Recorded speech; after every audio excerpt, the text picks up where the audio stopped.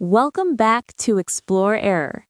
In this quick video, we will see how you can recover your deleted bookmarks on Google Chrome by mistake or accidentally. If your bookmarks have been deleted, then how you can recover them back. I understand there are lots of websites that can be very important and you want to recover them back. How you can do this on Windows 10 and 11, it's very simple. You just have to go through the path where there is a backup file that we need to restore. The path will be in the description.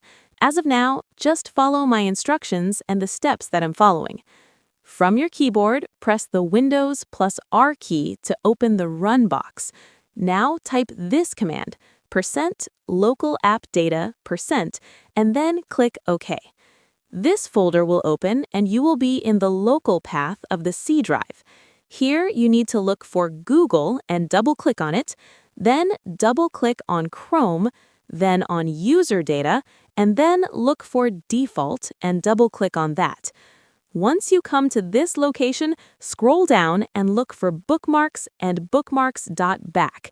These are the two files that we need to recover the deleted bookmarks on Chrome. What you have to do is simply change the name of Bookmarks and bookmarks.back. But before doing that, we will take a backup.